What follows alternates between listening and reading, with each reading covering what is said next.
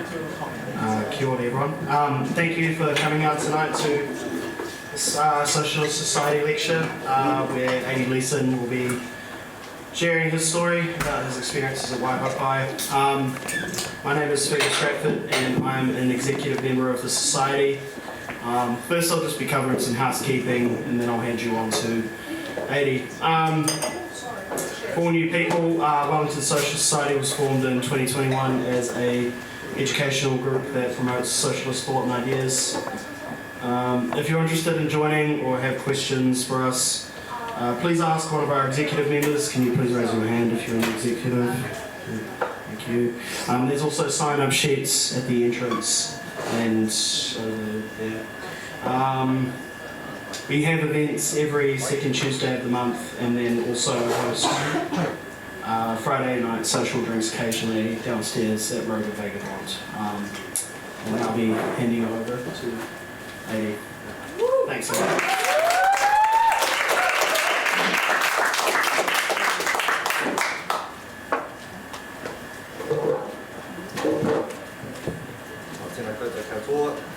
Kia ora te whānau. It's lovely to be here. Thanks Fergus for inviting me to Shares, and glad to see some old friends. Just caught up with John and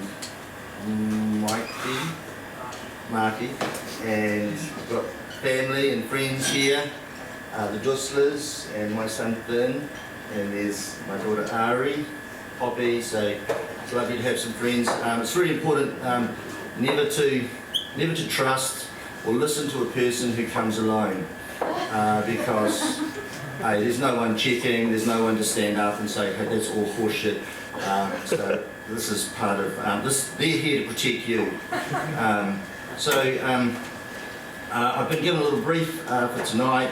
It's a little bit of my back catalogue around the Plowshares action that three of us plus quite a big support crew were involved in way back in 2008. So Plowshares is a word that's been taken by the Catholic worker movement.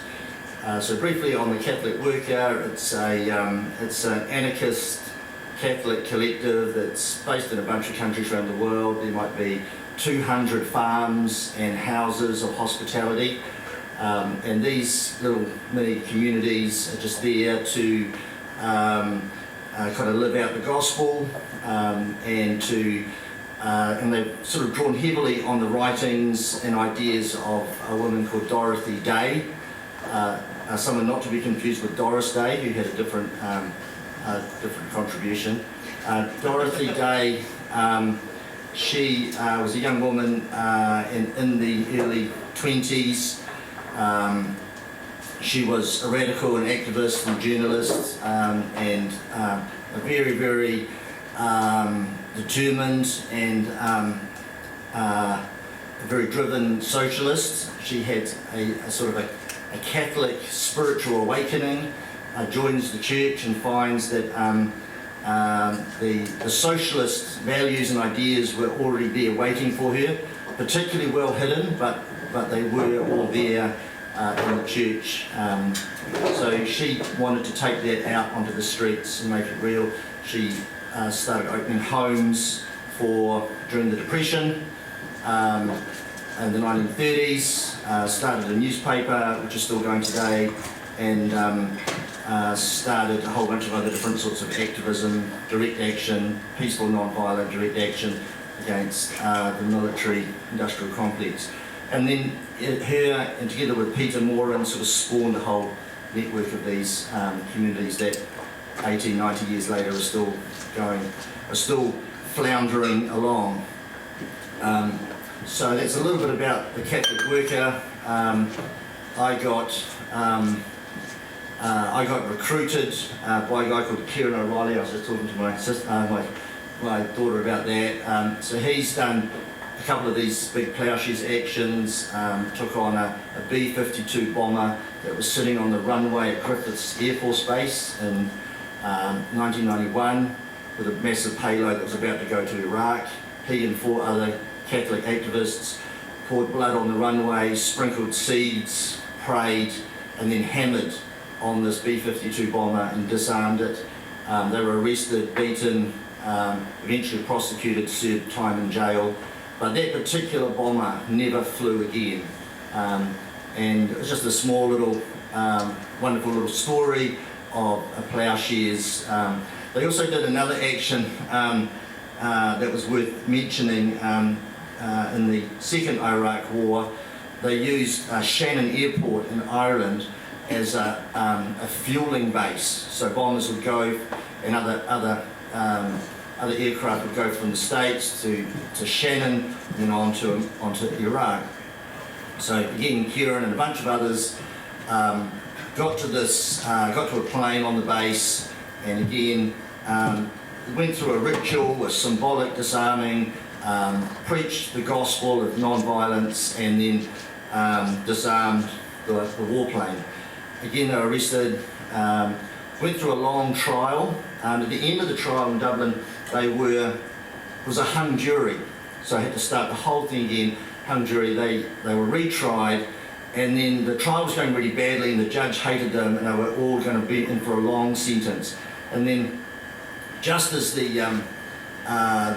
day of the verdict was about to be given, that morning newspaper in Dublin, there was a headline and a photo of the judge in the trial having a barbecue with George Bush at his ranch in Texas, which really damaged his credibility and made the whole thing a laughingstock. So it was a third trial, and then in good Irish tradition, the whole thing was thrown out, and they were acquitted on all charges and walked free. So it's just, yeah, I'm really kind of interested in this idea. I might be talking to the wrong audience, but this whole thing of, I guess it's like a sublime madness. Don't recommend madness generally, but there's this little moment that can happen in this Reinhold Niebuhr, a radical theologian, talks about this kind of concept where we're proud of our rational and cognitive abilities, but there is this mystical moment where we kind of go counterintuitive, and we open ourselves up to a pathway that is a mystery. And so a lot of the things around Plowshares, there's probably been 200 actions on all sorts of weapons, on aircraft carriers, on submarines, on all sorts of different bases. And so of these many actions, there are many little quirky little mysteries and things that occur because people are stepping out of, holding placards and doing sensible, rational and really worthwhile things which we all agree in and value. But when you kind of put your body on the line, some people have been injured, some people have faced long prison sentences, but you're coming up against these very, very powerful, I guess for want of a better word, satanic forces and infrastructure, and you're coming up with a sort of a humanist and moral vision of a society of justice and peace and equity and fairness. And so it's a moral struggle and one that often needs, somehow it's a costly one. So I'll touch a bit on my little story, but before I do, I'm wearing high-vis today, just so you can see me at the back, and I've gone back school teaching, needed some money, and I'm working at a Kaupapa Māori school, Whakatūpiranga Rua Mano in Otaki, and they've asked me to be the English teacher. So one of the ways that I wanted to teach English was, okay, what we're going to do, kids, first day of this year, we're going to build a cafe on the back of a truck, and we're just going to take that truck down to the beach and just run it as like a soup kitchen, and try and address some of the homelessness and the food scarcity issues in our town. Particularly, before benefit comes in, there are people, there's too many 2-minute noodles, there's too much $1 budget bread being eaten, and people are going to the food bank, and that's hard, it diminishes people's dignity. And so to have a cafe on the beach beside these $1 million houses, and to be able to have some fun with that. And also sort of phase 2 of our English curriculum is myself in the year 13s, that's sort of the senior year of school. So I've sort of said, okay, how about we all design and build a tiny home each. So everyone at the end of the year will have designed and built and completed. On the last day of school, they'll take home a painted rock with, Manaki Taonga on it, and they'll take home a printout of their scores and their grades, but they'll also take home a 18 square metre floor space, tiny home with French doors and nice decor and feng shui and a little mezzanine upstairs bed and kitchen. And it's sort of, yeah, so that's why I'm actually knackered and still dressed for work.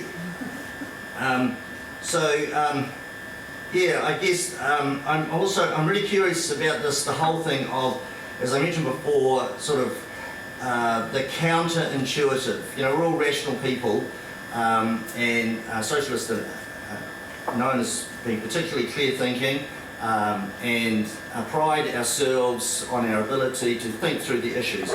But there are times when we can cross over into this other space, and it's not rational, intuitive thinking, it's this counter-intuitive space. I'm a big Tolkien fan, and it's this idea where Frodo gets the Ring of Power, Boromir rationally, intuitively, this is going to be great, we'll use this for good, we'll be able to take this weapon and use it to bring justice and peace in the world. But it was, but they give it to this humble little furry creature to destroy in Mount Doom. So this idea of sometimes being counterintuitive and putting ourselves into dangerous and vulnerable places where we will become diminished, we'll become less powerful and less important and less significant, but we will be somehow doing something beautiful and sacred in the midst of a world lusting for power and to exert its will. On our little farm, we've been on a little farm for 20 years, and in my spare time I've built 20 little homes all over the farm, and so that's been really fun. I've been using humble materials, but I've made a whole lot of warm, dry, safe homes with wood burners and their own little composting toilets and access to gardens. And so yeah, the farm has between 32 and sometimes we get up to 37 people living on the farm. That is a real adventure, because the people who come to us often are in a spot of bother, people who have maybe exhausted all the resources and love within their family networks, and they've run out of opportunities, and they sort of stumble into our place. Addicts and people with mental health that struggles that are not getting support. There are a number of people who are in the mental health system who do receive monthly medication and stuff, but others do not. There's a young fellow at our place, young Māori man, 2 psych nurses come to interview him. They say, do you have a detailed plan to kill yourself or to kill somebody else? And this young man said, not detailed. And they said, oh, that's fine, well, you're okay. You're good for the community, there's no issues here. So there is a lack of capacity in there in terms of housing, mental health support, drug and alcohol recovery. So it's a chaotic mess. It's really badly organised. Every day is pretty wild. The other day, on Friday night, I had cops walking around our veranda with their torches looking in our windows at 2 in the morning, looking for somebody who was in a different part of the farm. And then the next night we had some other cops on the same veranda around about the same time looking through the windows looking for somebody else. So I sort of come out in my smalls and then sort of direct them to where they need to go or ask some questions about what they're doing and why the hell they can't leave people alone. But also, trying to work with them as we do have a lot of different agencies trying to interfere in people's lives. So anyway, just to say that there's a little bit of, it's a little bit counterintuitive. What I'm finding on our little farm where I've raised my 8 children is that more and more people are finding that they actually believe that they own the place and are running it, which is really cool because they get to do fun things like make alterations, substantial alterations to their buildings and their environment, and it's really, really rewarding. There's 4 older men my age. They're all living on the farm, they're all living there for free, but they're all doing wonderful things in their own way in terms of managing the property. None of which is discussed with me, all of it is good, and I'm constantly surprised with the creative solutions they're coming up with. Black Pete, guy just turned up in his car. He's been in his car for 4 years, just turned up about a month ago. Gets moved on. In fact, he's actually done quite a lot of positive community building because when he moves into a cul-de-sac or street, all the neighbours organise and gather against him. And so there's some really positive outcomes that have come from that. And so they move him on. He gets a night or 2 and then he's somewhere else and somewhere else. So he's 4 years.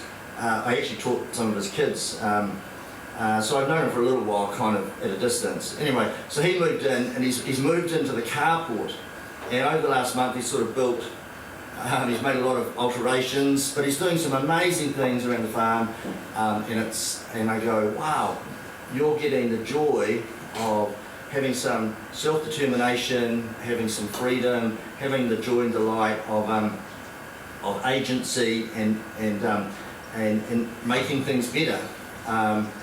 As Fyodor Dostoevsky says, the world will be saved by beauty. And these 4 men are doing some really beautiful modifications and additions all over the place. One guy's been saved by animal caring. I don't know how I got onto this. Anyway, I'm just going to go with it. One guy's been saved by caring for animals. He lives with sheep in his bus.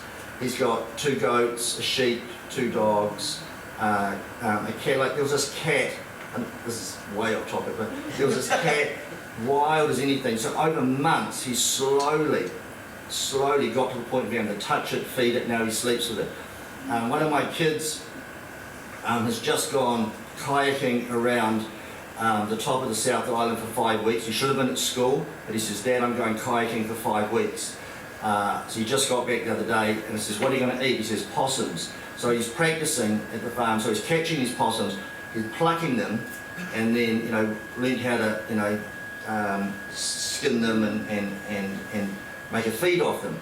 But one of the early ones he caught, there was a little joey inside the possum that he just killed. Sad story. Sorry, any animal activists here. But we gave it to Mike. And Mike nursed this beautiful little possum with a little dropper of milk and slowly cared for it and brought it into a larger animal to the point where it wanted to, if it was yours, let it go. You know the rest of it. I can't remember. But anyway, this guy had the most convictions, the most jail time convictions for some serious offending. Now, through animal husbandry and caring, he has been transformed.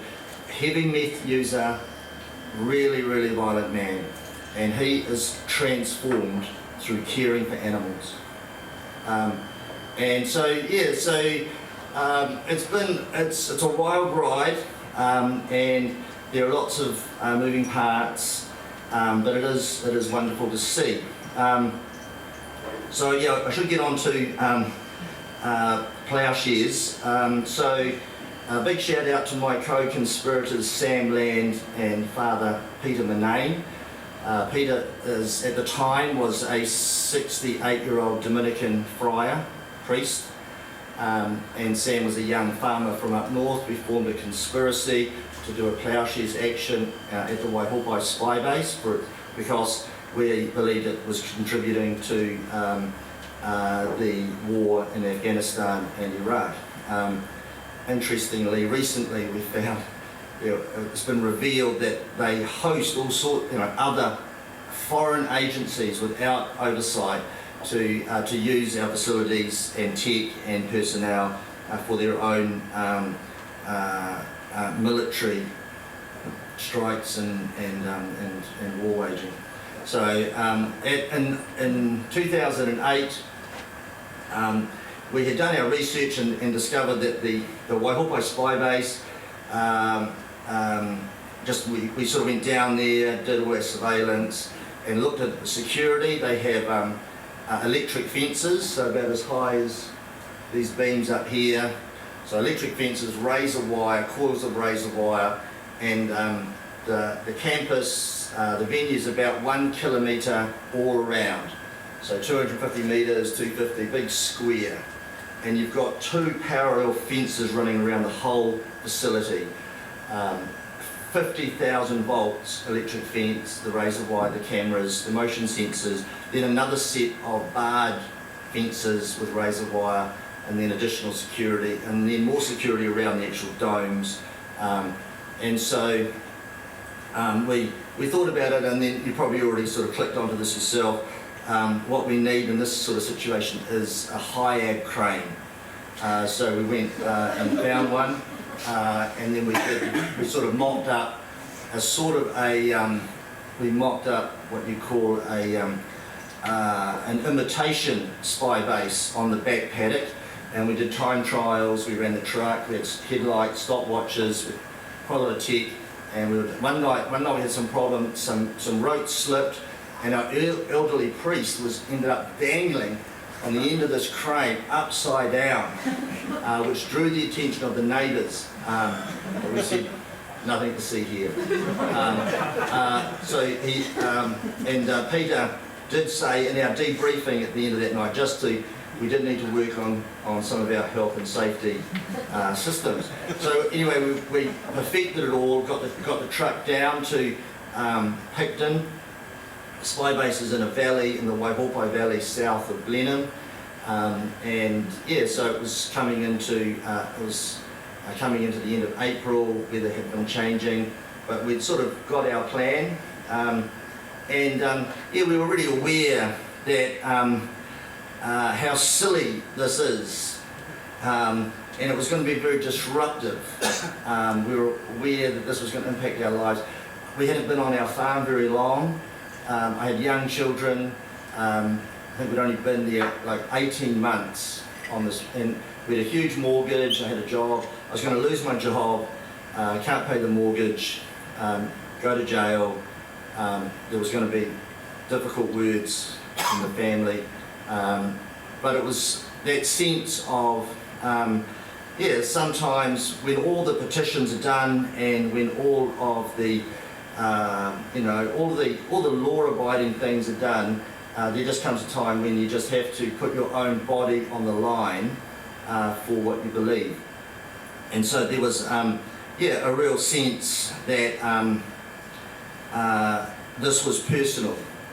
There was a photo in the newspaper, and it was the Dominion Post, not a radical periodical, and there was this photo of, I think it was a father, and he was cradling his daughter in his arms. She had dust and debris on her.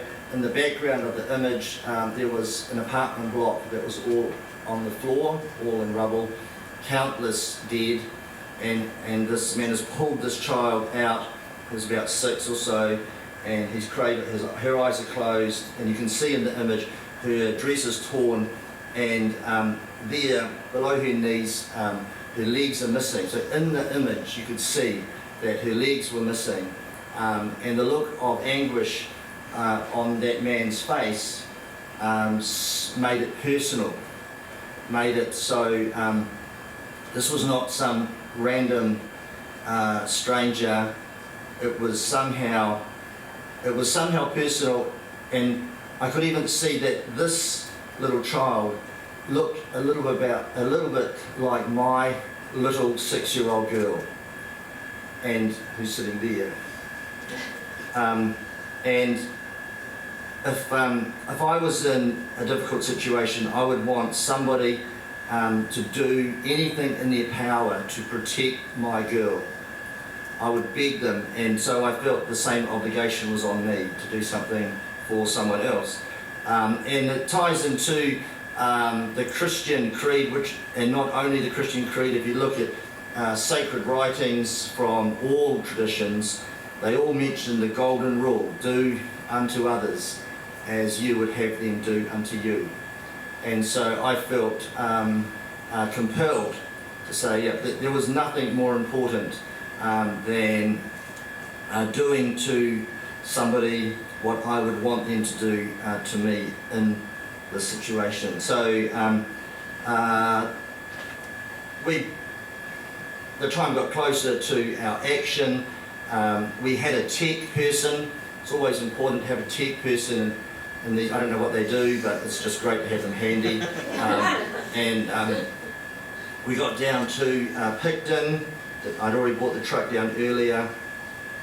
I do remember we had an all-night prayer vigil at the gates 2 nights earlier. So about 40 of us gathered, we sang some nice songs and prayed some prayers and stayed at the gate. We also sort of tiptoed around the spy base yet again for last-minute reconnaissance and soil moisture levels. So we were worried about the truck getting stuck and things. So we did all that and did all our prayers, and then headed home for only another 48 hours, and then returning to do the action. And I do remember having that deep sense. I was actually in the truck by myself, and I had that deep sense of doubt. When you're doing something like this, I thought, oh, this is so stupid. No one should do this. This is absolutely ridiculous. No good is going to come from this. I was reminded the movie Goodbye Pork Pie has a scene where Bruno Lawrence is in this little cave of a workshop, and somebody asks him some questions, and he says, there's only one thing you can be sure of in this life, and that's doubt. That was a joke. I mean, but I think it's just a reminder of the importance of doubt.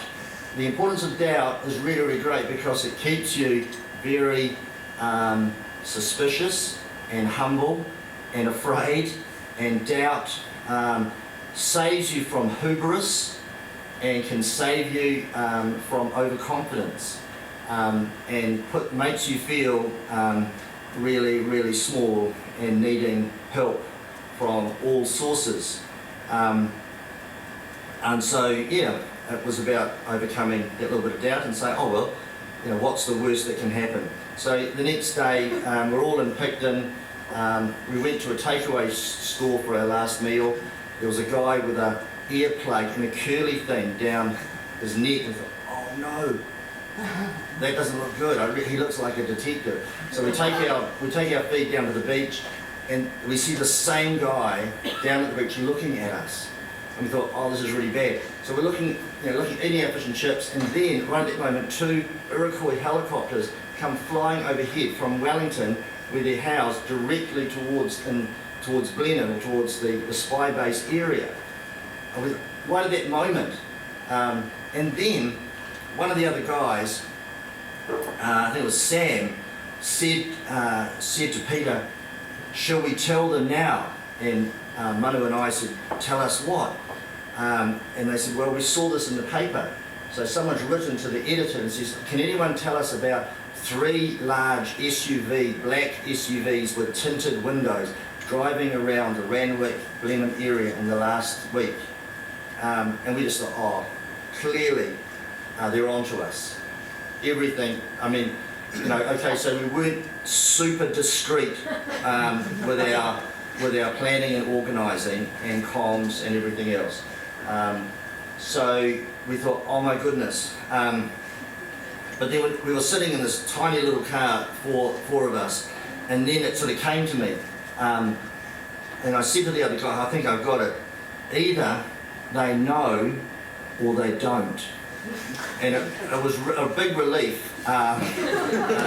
It was great, because then it was 50-50 then, wasn't it? So we decided to go ahead, and we went to a trailer park. And for those of you who aren't American, that's a motor camp. So we went to this motor camp, and we parked up there, and our comms guy, our IT guy, did some work on the computer. And then we took the truck out to an abandoned quarry, because all stories like this need an abandoned quarry. And we parked it there, and we had a couple of hours sleep. We didn't sleep, and then at 2 o'clock we went back to the quarry, got the truck. And then the plan was I stay in the truck, and the other 3 go do a last minute check, and then they would contact me.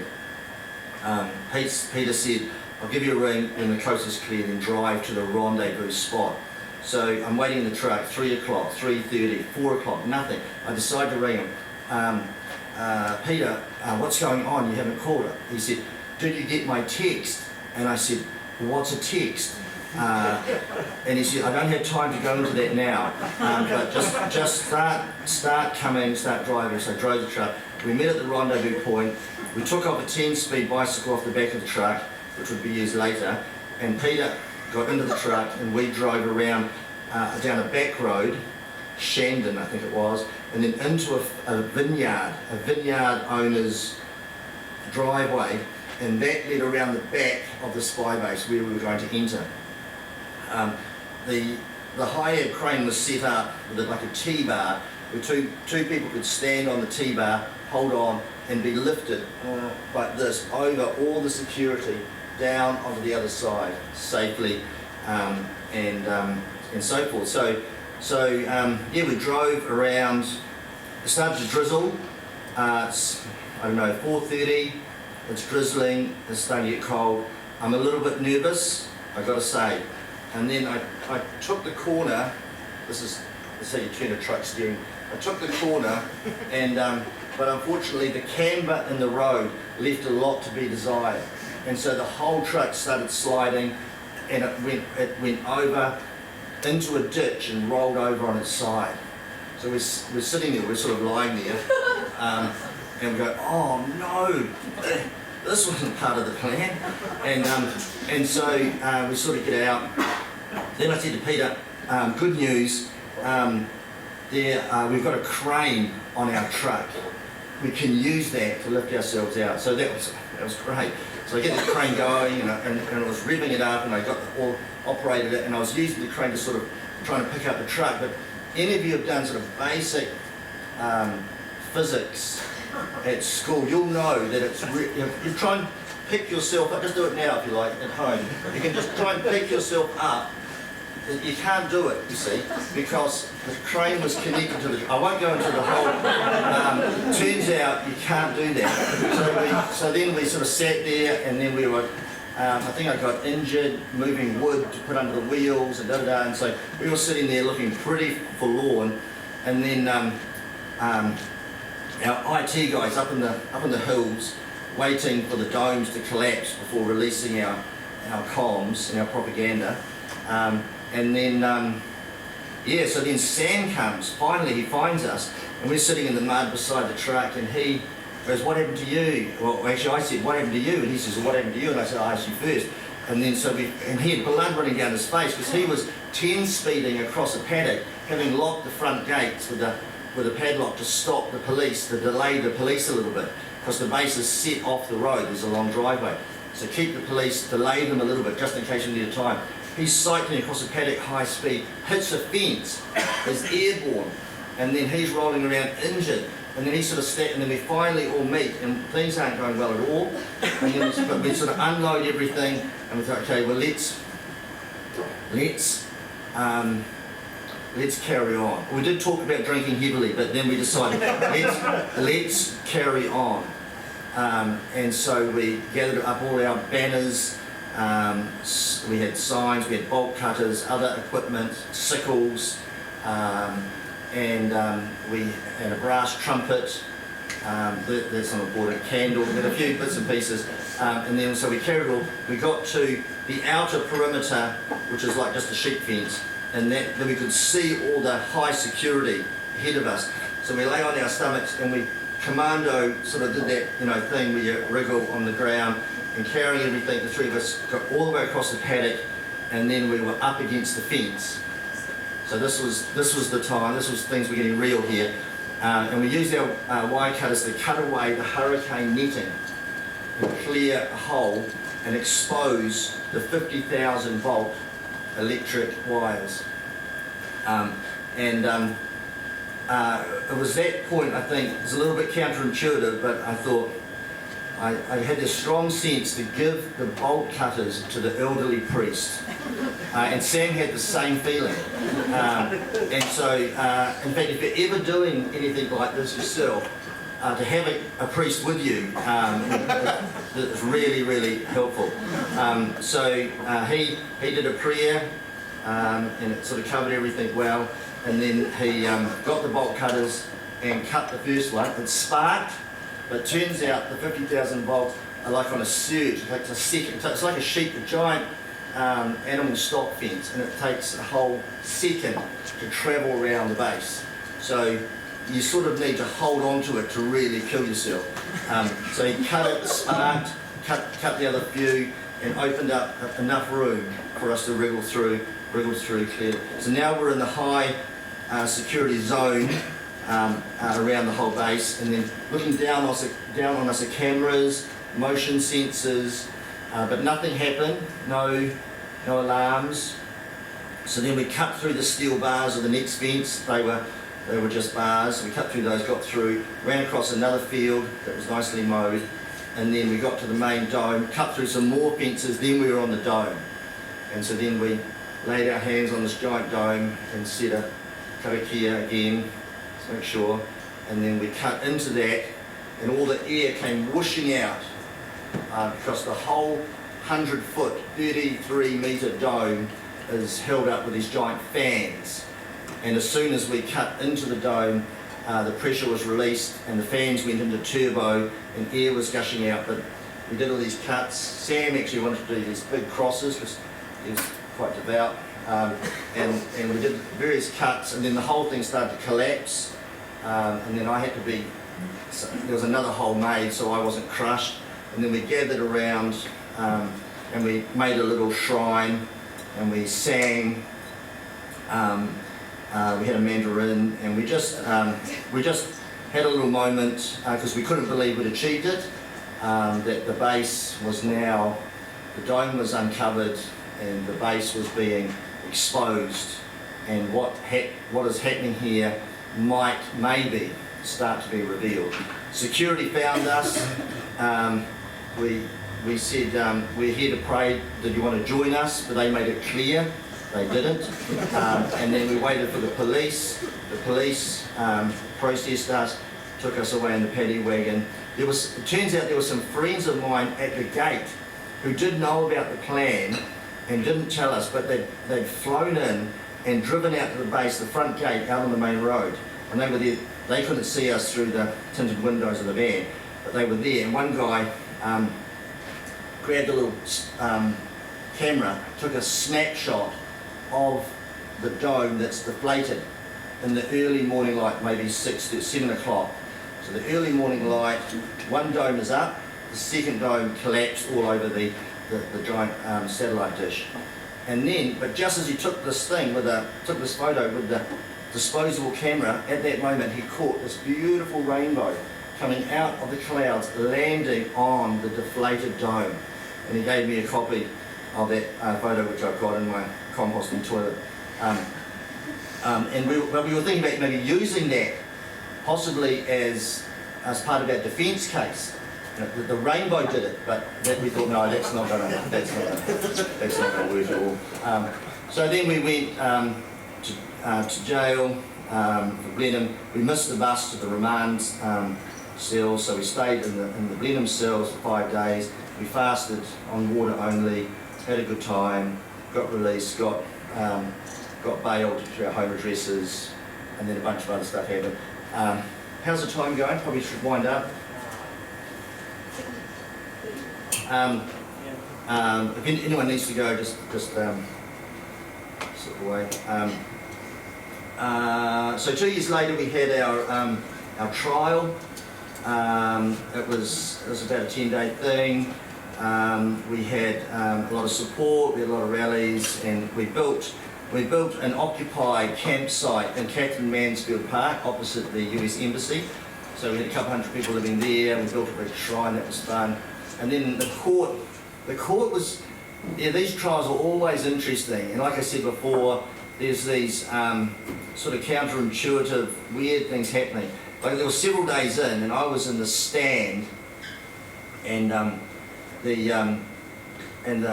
think I was being questioned by my lawyer, and then the word that hadn't been uttered got spoken. For the first time, I said the word echelon. So echelon is the name of the big conglomerate that runs the network. So you had the Five Eyes, you had the UK and US, Canada, Australia, New Zealand, and they've got this intelligence sharing relationship. They've got these gathering, they've got all this tools, they've got translators, they've got all this sort of tech, and they share stuff from time to time. Anyway, so it's called echelon. I said the word echelon in the court, and the lights went out at that very minute in the building, and the whole Wellington District Court, many of you will know it, is the whole block went out, and in neighbouring buildings. So the judge, there's a little bit of light coming through a vent, so we're all sitting there in the dark, and the judge made some smart-ass jokes, because that's what they like to do. And then, so that was cool. And then a little while later, I was under prosecution, and this Crown lawyer was saying, whose idea was it? Was it the priest? Was it you? Was it Sam? And I say, oh no, we all just agreed together. No, one of you had to have the idea. And I says, well, I suppose if you look at it, it was actually the prophet Isaiah. It was his idea. And then the prosecutor started shouting at the prophet Isaiah is not on trial today. And then the judge sort of speaks up and says, maybe he should be. And of course everyone starts laughing, and the jury are laughing, and da-da-da. And so, so laughing is important for winning hearts and minds. So eventually, through lots of legal things, the jury went away, considered the verdict, came back and said, not guilty on all charges. You know, free to go, don't do it again. So that was good. And then the Crown wanted to sue us. It was only 1.2 million. That was the damages that we'd done, and so they wanted to sue us. And so there was a long series of proceedings. One of the things we did leading up to one of the, I think it was at the appeal court.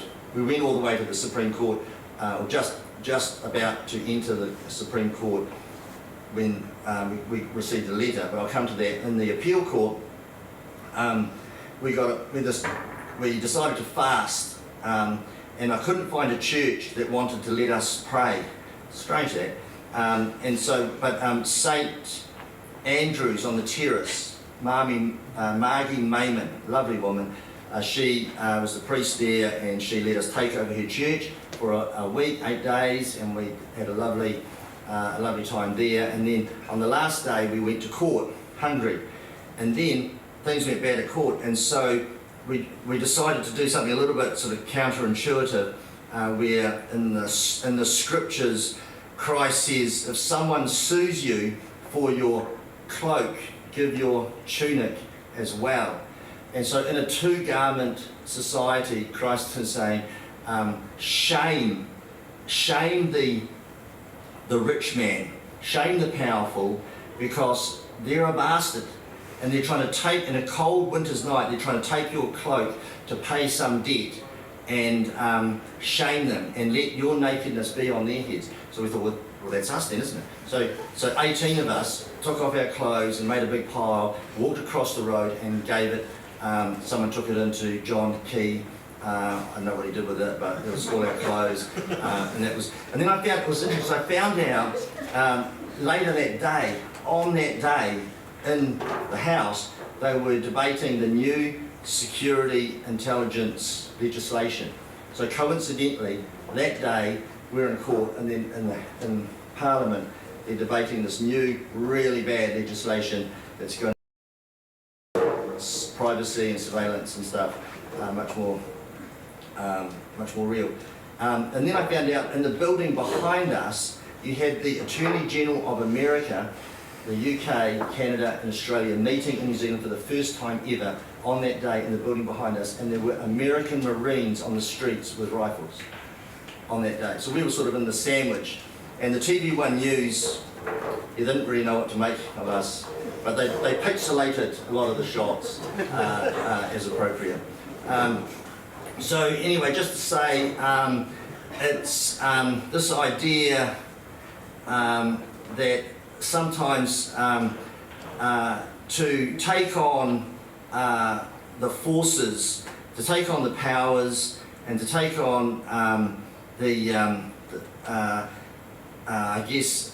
fascists and the bankers, to take on those who own it all, we have to come against them with our moral and our soul courage, and with all our fragile imperfections and all our humanity, and we have to stick it to that man and to those men, and to do it with all of the love force that we can muster.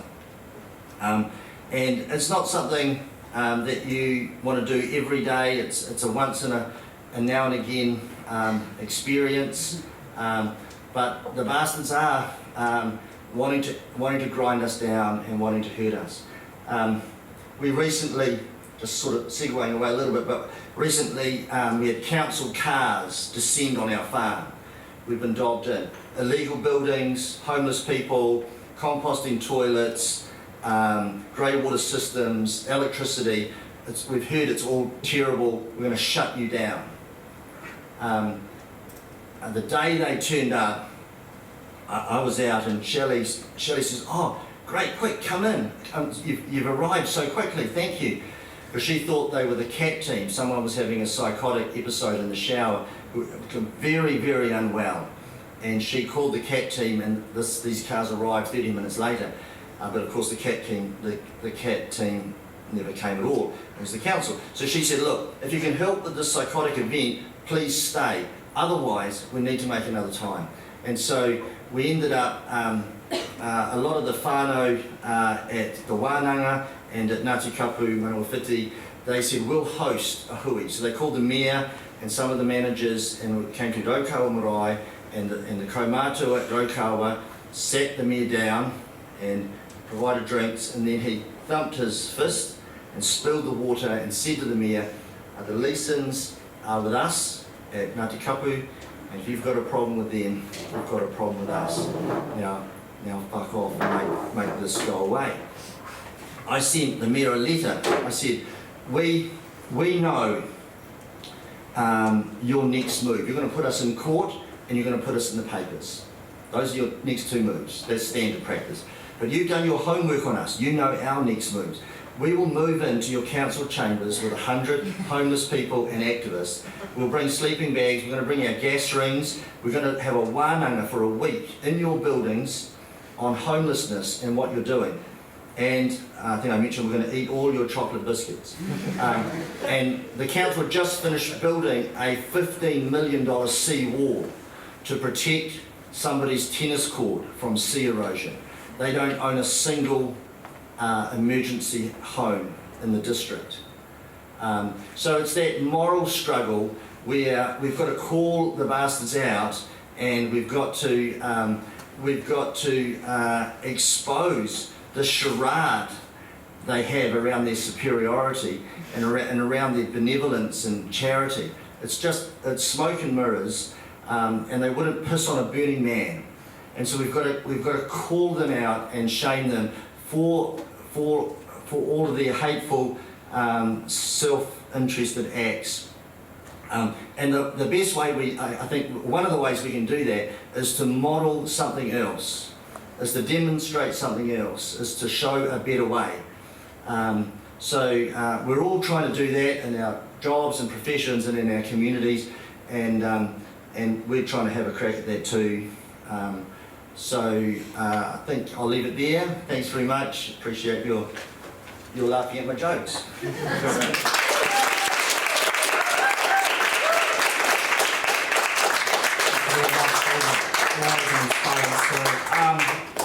We'll break for about 10 minutes and we'll come back for some questions.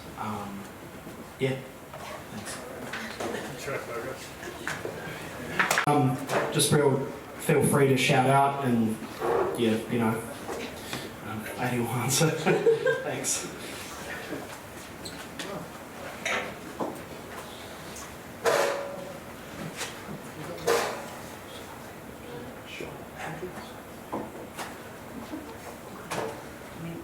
I've got a question.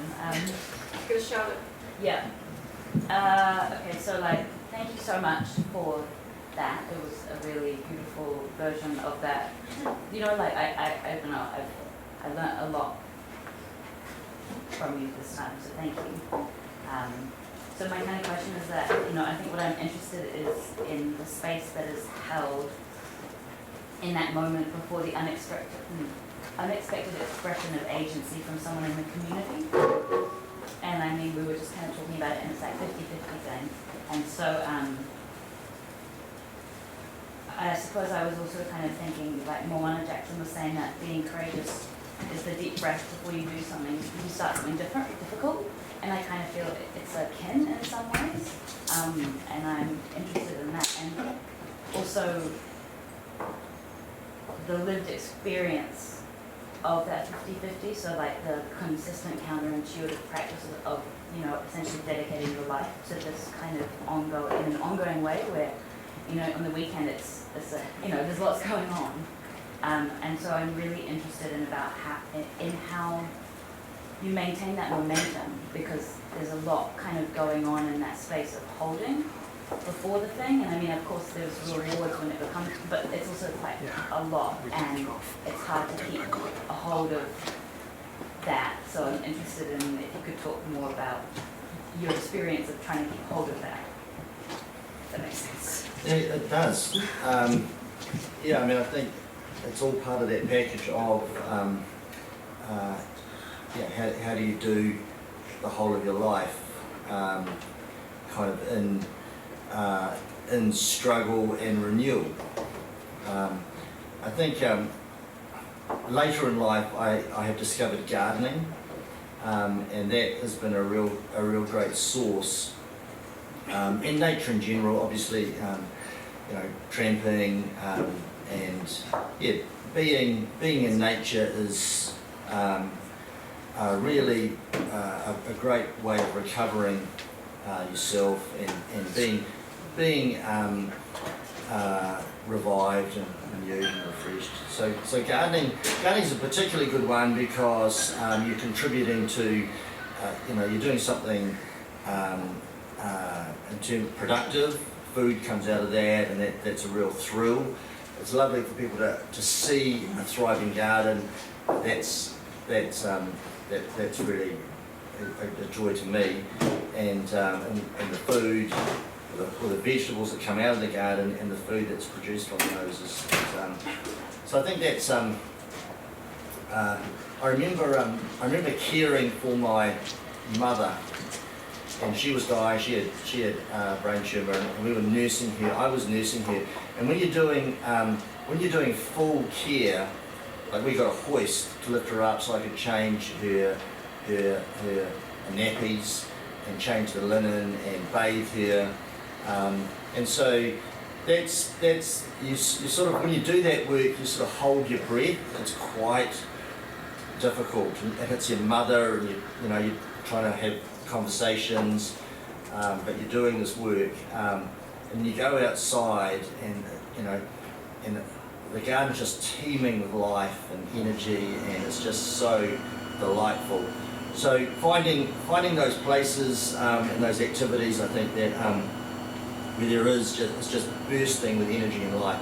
Again, parenting and school teaching, with kids is just so refreshing and reviving. Kids come out with the most wildest things, and they're so enthusiastic about everything. It just you can be saved and spared from being cynical or being critical or being judgmental or being harsh, because you're finding your inner child and your inner vegetable, and that's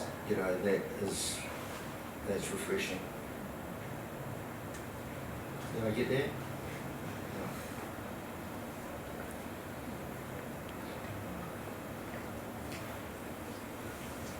I don't know what my question is, but I'll just firstly acknowledge I thought one of the important things you mentioned was doubt as a perennial thing, and I only fairly recently realised that uncertainty was the root of all anarchisms, because if you have certainty, you should really rethink your brain, because certainty is inherently authoritarian.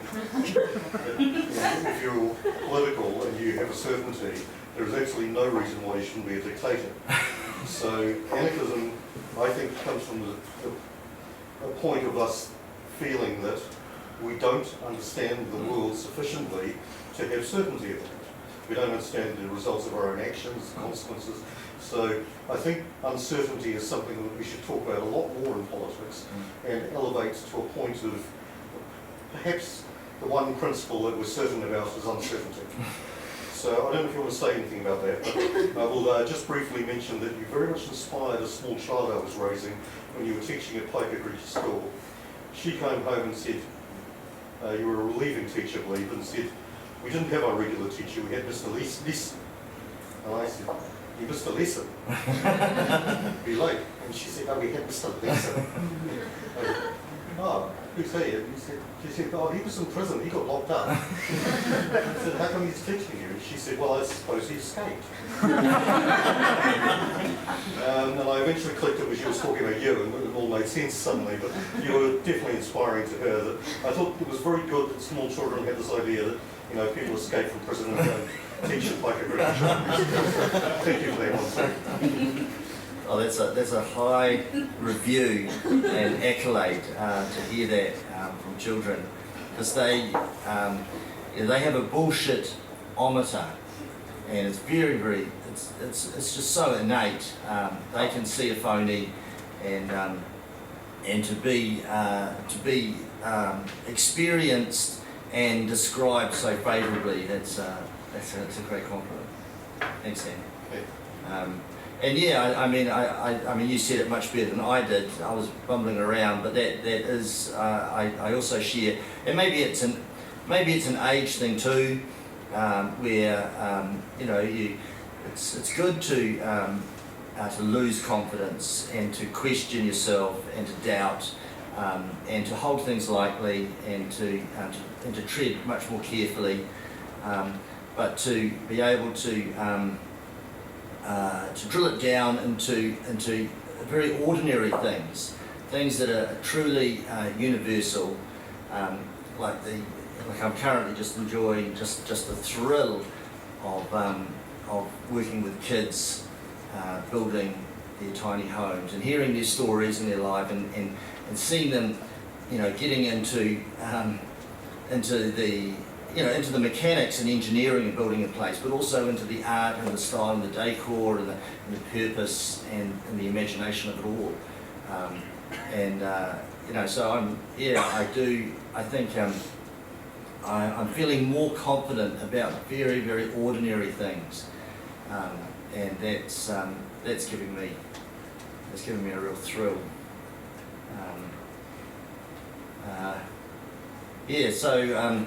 And I think sort of tied in with that is a sense of careless disregard and foolishness around being sensible and propriety and soberness. I think as I get older, I'm more and more inclined to be risk taking. I'm surprising myself, and I've got a bunch of actions up my sleeve, just waiting for the all clear from management. And so that's I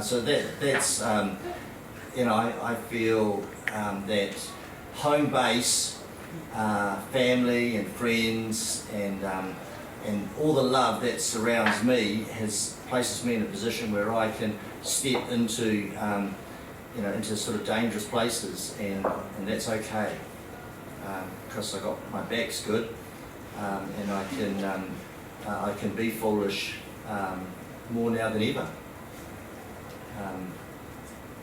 with great suspicion and doubt at the same time.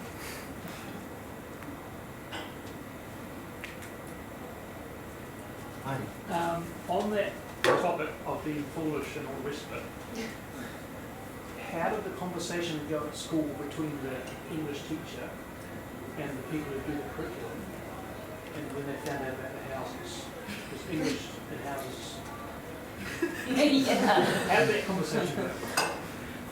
Well, Ed, in a kura kaupapa iwi, in a Māori environment, my boss, the principal of the school, got dust in his eye, because I was describing something that he knew to be deeply true, and he could see that it's hard to get kids to turn up to school. It's hard to get them excited, and being inspired is such a crucial aspect to learning. If kids aren't inspired, the story I told tonight, I've told to all my kids, at length and in every gory detail, because they just love that stuff. And the idea of, I sort of started the year off with talking about Paulo Freire and pedagogy of the oppressed, and the idea of praxis, action and reflection, and critical theory. So I'm talking to 14-year-olds, 15, 16, 17-year-olds about critical theory, and trying to help them embrace this term, what is going on. What is going on? And so we've had these conversations, and then as the conversation sort of flows, we start realizing Uncle Hemi is living in a car, and there's Auntie Sylvie and her child. They're on the couch at the moment, but hoping to move into the garage because someone's moving out. And the stories start coming out. And so what's going on? And getting kids to think really, really critically about that, observable things. And once you know what's going on, and you've got the language and the political literacy to be able to describe what's going on politically, then what to do about it is so much easier, because there's heaps of things you can do about it, but you can't if you don't know it's happening. And so that's been fun. Yeah, I totally agree with all that, but I'm just, the Ministry of Education bureaucrats, have you had a conversation with them about that? Well, no, I mean, they can go fuck themselves. Does the school shield you from the... Yes, they do. Right, okay. No, there's plenty of, and again, being in this environment, there's plenty of space for me just to quietly get on with it. I mean, I am trying to do, I've got kids out on the back paddock with skill saws and other sharp tools and instruments, and I am thinking about, my health and safety and all that sort of stuff. But I mean, what's the worst that can happen?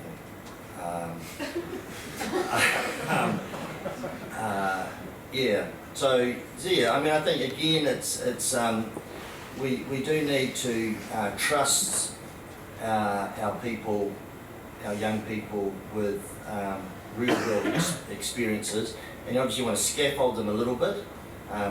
Like I've just been making sure we're just going to stay with hand saws for now, hand saws.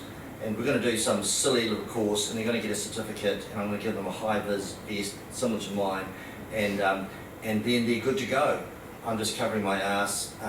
The PCBU legislation, it's got lots of positives around keeping people safe, but also it can be weaponised to destroy people. So I've got to make sure that I and the school and the principal are doing our due diligence. But at the same time, we want kids. I've got plenty of plasters, band-aids, other first aid equipment, and so it's called action learning.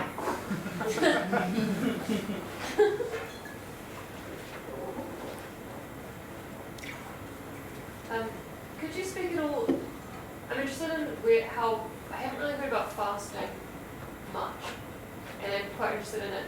Like when you're in a prison cell, usually that would be viewed as a hunger strike.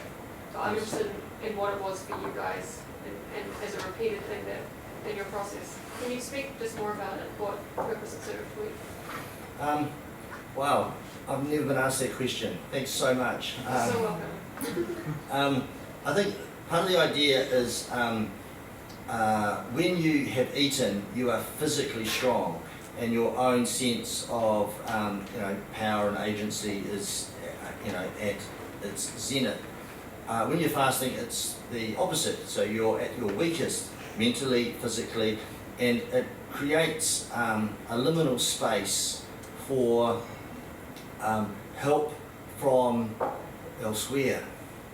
And I think that's how Mahatma Gandhi or the Buddha or whoever you want to name, anyone who's done fasting and used fasting for political purposes, has understood that idea, that it's as we become diminished and smaller and lesser and weaker, then there's room for help, and also we're less able to claim the credit and the fame and the glory and the success and all of the and all that kind of stuff that we're so tempted by, which obviously is a poison chalice and needs to be avoided. And so if glory, credit, whatever, thanks can be ascribed elsewhere, doesn't matter where, then that's good because it saves us from it. So I think that's and also I think on another level it actually is very focusing.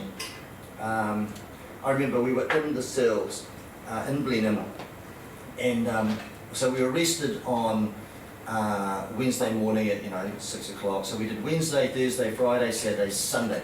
So day 5, we were looking forward so much to a local priest coming into the cells with the Eucharist on that Sunday morning. And so we were counting down the days, and we were, it's Sunday morning, and it's 9:30. We knew that the priest was coming at 9:30. We were actually quite excited, and thought that's really cool. because we were going to find ourselves in good political company. So the priest comes in, he's looking very, very disapprovingly, and he comes in and he says the fastest Hail Mary and Our Father. He said it with one breath.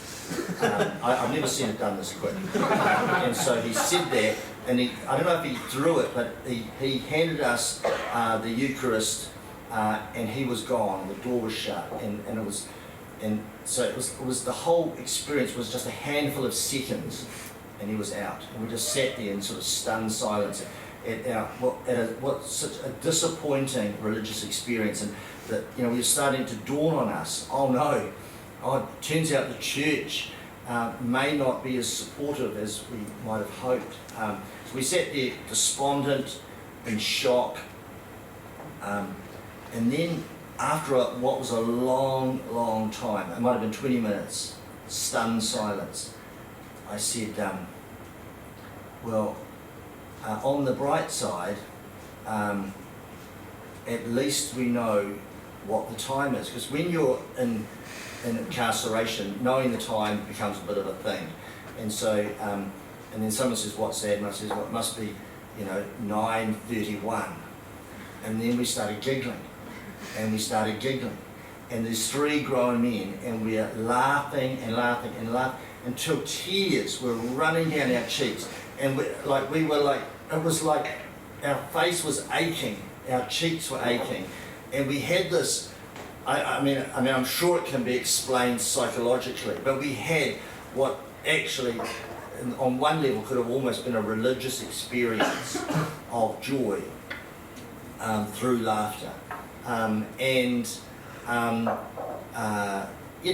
that was sort of part of that whole thing, where actually the floodgates of joy and laughter opened. It's a bit like when Pippin is with Gandalf on the walls of Minas Tirith, and he sees all the worry and sadness in Gandalf's face and eyes. But then as he peers deeper, he perceives a fountain of joy that, were it to gush forth, would consume the world. And so that's quite good. But that sense of when you're about things that matter, and you are calling out the vanity and evil of these hideous massacres, these murderous rampages that are all driven by massive profit-making companies. And you're calling it out, you've smashed it up, you've fucked it up to the tune of 1.2 million. There's a little hint of joy and hope that actually things don't have to remain as they are.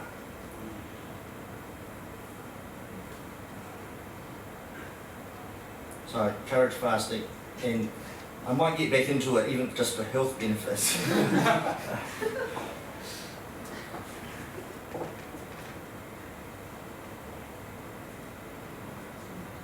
It's probably a question you get asked quite a lot in these kind of forums, but I guess I was wondering if you could talk a little bit more about the way that your faith underpins the activism that you do, and I guess I'm specifically really interested in how you reconcile that with that other thing, that the history of your faith as well, and what other aspects of it that it's known for, and I find that really interesting. So where do you start? It's just so embarrassing.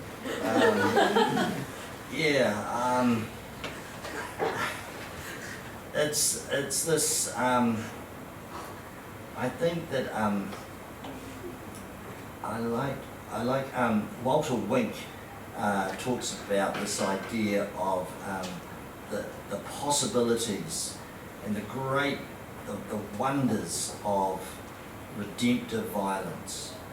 If we can just kill the assholes, then we can all live in peace and harmony, and we can swim with the unicorns and rainbows and etc. So that's the great myth. That is the perennial myth. We just need to kill the bad ones, and so we arm and tool up to do that. And so there's this idea, we can't understand the gospel, which means the good news, unless we understand the bad news. The good news came to solve a problem, and that problem was violence. And the only way to solve that is not through more redemptive violence, but through redemptive love. And so this idea that love redeems me and it redeems us all, that is the hope of our faith. And so it's a weird, it's counterintuitive, it's part of the sublime madness, which goes against this idea of revenge, of payback, of dominating others in order to impose a system that is of my liking upon others.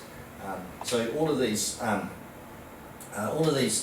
forces that exist, and as we see writ live on our TV screens every night, this deep, devout, religious belief in redemptive violence, and to counter that is redemptive love. When we were in court, when we were in the cells, our lawyer, a woman called Moana Cole, who also was a Plowshares activist herself, and she brought up her a lawyer colleague, Mike Knowles, amazing guy. So he comes up on the first morning when we're in the Blenheim cells, and he says to us, everything that's coming, and this whole process that you are now involved in is going to hinge on one thing. When he said that, our ears pricked up. It's going to hinge on one thing. And he said, that is whether or not you are who you say you are. And we go, wow, yeah, we didn't understand what that meant, but it sounded so good. And so this guy had the vision. He could see 2 years down the track. We go to court, all of our legal arguments were destroyed. Defence of another, defence of another, duty of care. There's various legal arguments. We had affidavits, we had experts, we had legal arguments, and the judge said, disallowed, I'm not hearing that, take that out of the house, I'm not interested. We had people sitting outside for a week waiting for their turn, and then finally the judge says, no, disallowed, not listening to them.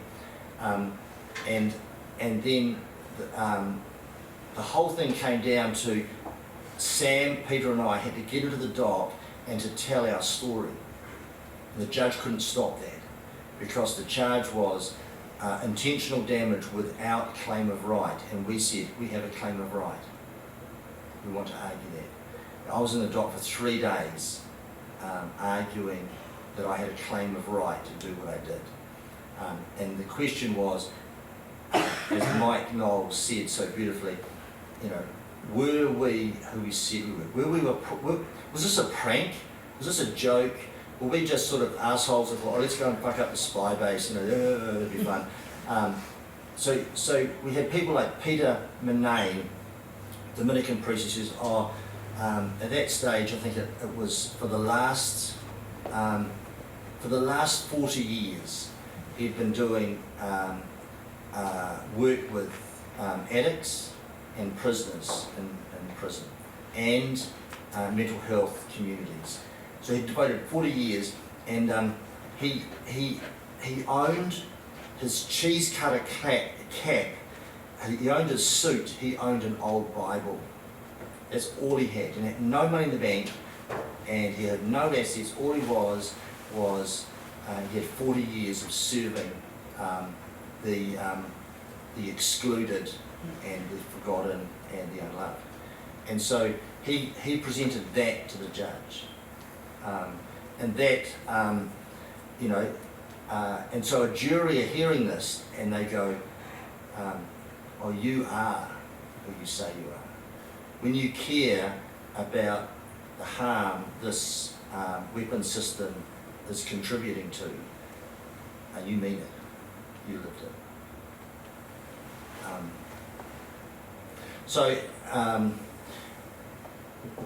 Yeah, I mean, I guess when God says in the scriptures, you know, where it says God is love,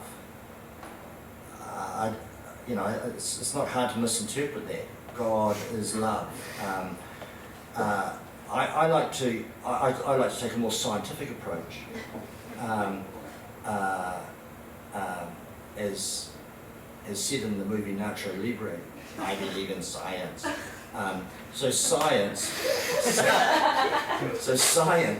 what does science teach us? So science teaches us that real stuff doesn't go away. Carbon is in the oil in the ground. We drill it, we burn it, it goes into the sky. Trees hopefully sequester that carbon into their leaves and into the timber, and so carbon can be oil, carbon can be in the atmosphere, and carbon can be in trees. So carbon doesn't go away. Carbon was made in some supernova 6 billion years ago. Doesn't go away. Other cool stuff doesn't go away. Hydrogen, nitrogen. I mean, science teaches us real stuff doesn't go away. Question is love real? And if it is, maybe it doesn't go away either. So that's what my religion teaches me. And so if I can be part of being about love and nurturing love and living a life that is full of love, then maybe some of that lasts as well.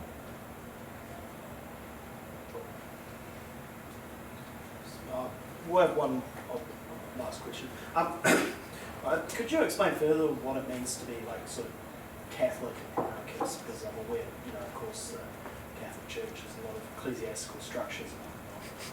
How do you sort of reconcile these two sort of things? I'm just interested. I'm not being critical. That sort of picks up on what you were saying too. I'm look, it's a mess. It's a disaster. I mean, obviously, and it's yeah. I mean, I think that oxymorons are really interesting things, and I think I'm really interested in the whole concept of paradox, because there are paradoxes everywhere, but they do ring true, and so it comes back to things are not tidy, they're messy, and they're complex, and they're weird, and we shouldn't take them too seriously, and we should doubt things really intently, but also we can attach ourselves to mysteries and to things like you know, the divine. The divine lifts us up out of the ordinary, and you know, the ordinary is really important, whether it's the garden or the composting toilet. Ordinary is where we live, but it's also wonderful to be lifted into this idea of the sublime, and religion can do that, whether it's music or whether it's architecture or whether it's ways of being together. That there is some sublime things that we can touch, and the church does not have a majority, does not have a monopoly on this stuff, and I think the you know, the recent exposure of the church and its very dark and evil cover-ups of child sex crimes by priests is a heart. Well, it's just a reminder that these are human beings, and power can corrupt, and suddenly the organisation or the brand becomes more important than the fragile truth that it holds so dearly. Peter Murnane actually told me once, I think we were driving in the truck somewhere, and he says, you go to the Vatican, you go to St. Peter's, you go down the stairs and you go deep down to the catacombs, and there's a secret trapdoor, you go down. Anyway, the very basement, the bottom of underneath the whole thing, small room, and on a shelf is a small box, and in that small box there's this secret. And the secret says, let your conscience be your guide. And that is at the heart of the church. And so when we did our action and our Ploughshares action, there was a number of people who did a bit of tut-tut, but actually in a very ordinary middle-class parish in Otaki, people were very, very quietly supportive. When the beautiful, talented lesbian couple run the worship every Mass, the parish is quietly supportive. And so these are just ordinary people, and everyone's listening to their conscience, and they're trying to get a little bit of help where they can, but everyone has been encouraged to listen to their own inner voice and follow that, be that where it may ever take them. So yeah, let your conscience be your guide.